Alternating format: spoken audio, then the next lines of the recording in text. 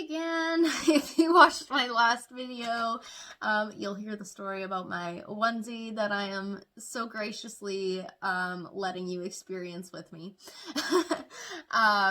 Today, my anxiety is a little bit higher. Haven't been sleeping much. So, of course, some days you have more energy than others to doll yourself up, and today was not one of those days. So, anyways, I wanted to try to get back on making some mental health videos, share some coping strategies with you. And I'm in quarantine, the story's in the last video. One of the ones that I shared in my last video was 5, 4, 3, 2, 1. Super great. If you haven't seen the video yet, go check it out. It's a really easy coping strategy.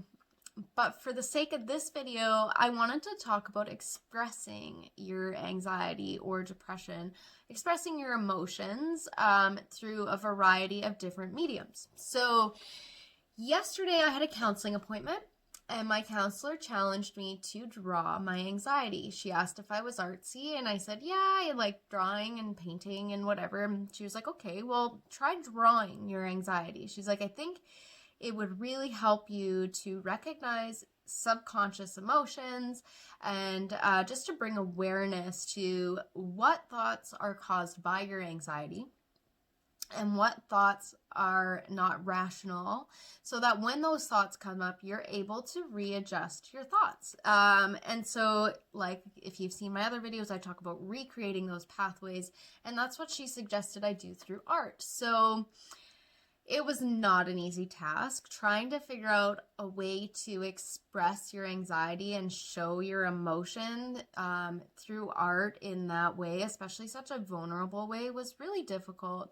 But I did find it super valuable because I was able to put onto paper what I feel like all the time. Like, I feel like I'll show you the art in a minute, but I feel like I have, all these cog wheels going in my brain at 1,000 miles a minute. I have to stay busy all the time. My brain, if it could be smoking, would be smoking some days, I think, so fast.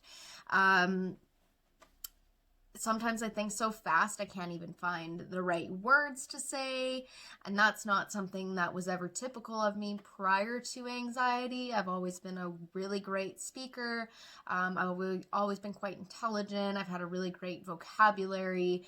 So some days, like, not being able to find words is just so infuriating to me because it's like I know that I have that in there and I just can't recall it. So anyways, this was my drawing that I did. So, I thought originally about doing like a silhouette of a girl where you could kind of see some desperation, because people with anxiety and depression often feel quite desperate. They often feel like they just need reprieve, right, from their own brain. It's literally an internal war going on in there, right? You have a rational brain and an irrational brain. It's just all too much in there some days. So I wanted to kind of show that kind of desperation, that emotion. But as I was starting to draw, it kind of became more of I wanted a little bit more detail. It just kind of kept developing as I was drawing. So I had sketched out this silhouette, and then I was like, you know what? Like, I'm going to add in a few facial features. I want her hair to be textured because I wanted to throw in these mental cogwheels, the smoke coming out of my brain. And then what I did was I wrote down on the side different emotions that I feel commonly. So you're not sick enough. By that, I mean, when I started dealing with anxiety, when I actually started looking for help for anxiety, that was something I got told, that I wasn't sick enough to get the help that I required. I was told because I was not suicidal that I could not see a psychiatrist. And I think that's something that stuck with me. So I started, obviously I was able to get help with the counselor and stuff through my EAP, which is the Employee Assistance Program. Most employers do have it. So if you are struggling getting help, definitely look into that.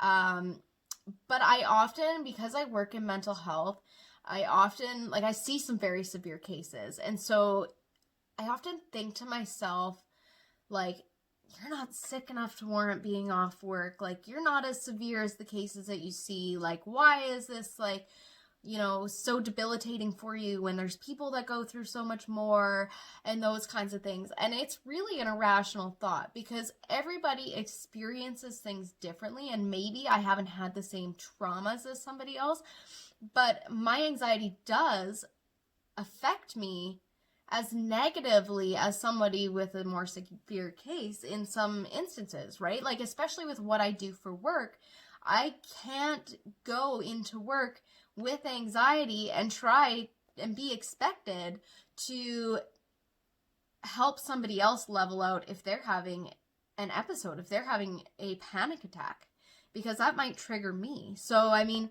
I am sick enough, we'll say, to feel warranted for what I feel.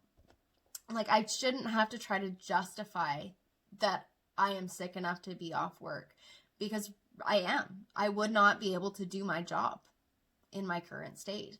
But that is a common thing for me, and that is part of my guilt. I feel guilty that I can't be there for my client. We've built a really good rapport. We were making a lot of progress before I left. I feel guilty that, I continue extending my leave. And I know that impacts my coworkers. I feel guilty for expressing my anxiety to people because I think that it might make them feel bad.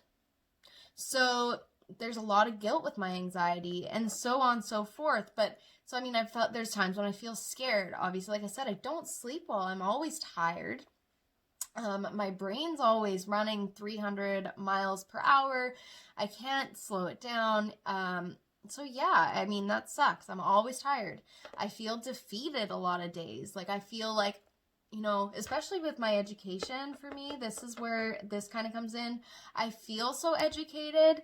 I know that I know a lot about anxiety and depression, a lot more than a lot of people do. And I mean, I'm very fortunate for that. But part of that for me means, like, when I start to feel things and I don't know how to handle them, it makes me feel defeated because it's like, I should know this. Like, what would I tell my client? And I would be able to work a client through it, but I can't work myself through it without a third party help sometimes. And it's just because sometimes you aren't able to recognize the things in you that you can see in other people. And it's a lot harder to take your own advice. Insecure. I feel insecure about things that are totally unnecessary. There's been times when I've had insecurity about my relationship with my husband, and we have a really great relationship.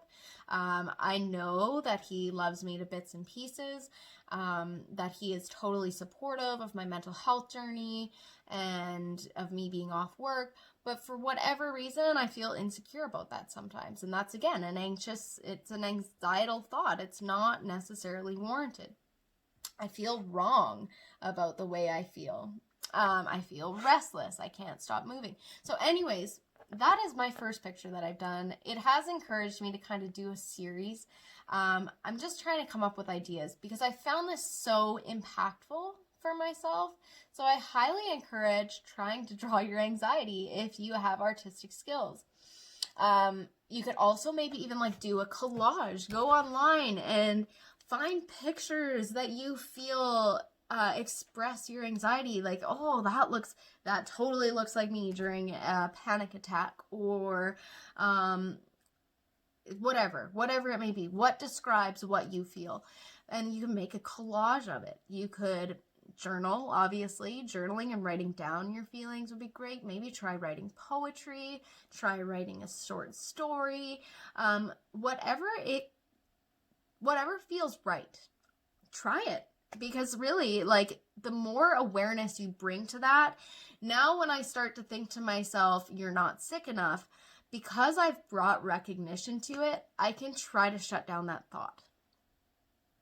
And I you need to bring awareness to these things slowly but surely. But at the same time that this project for me was really hard, it was also really freeing. And the fact that I was doing art was quite calming. So it's kind of that balance that you need. You don't want to address it all at once and not like still practice that self-care because that can be really overwhelming. So art is a great way to make that balance. It's a little bit of calming and obviously a little bit of that overwhelming feeling, but it kind of just, the scale kind of just sits right.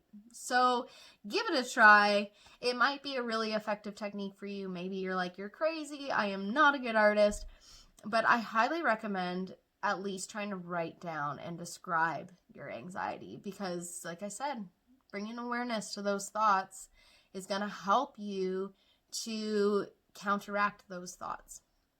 And it's going to help you to get out of that funk a lot faster when you get there, instead of letting yourself fall down that deep, dark hole that just never ends because one thing leads to another and then, you know, you're stuck. So give it a try. I would love to see some of your artwork. Go ahead and send me a message. It would be so cool to actually see how people depict their anxiety. I think by sharing our artwork with each other, it might help people to make them recognize that they're not alone, right? So anyways, guys, I hope you have a beautiful day. I look forward to hearing if you have any results, and lots of love. Thank you for watching.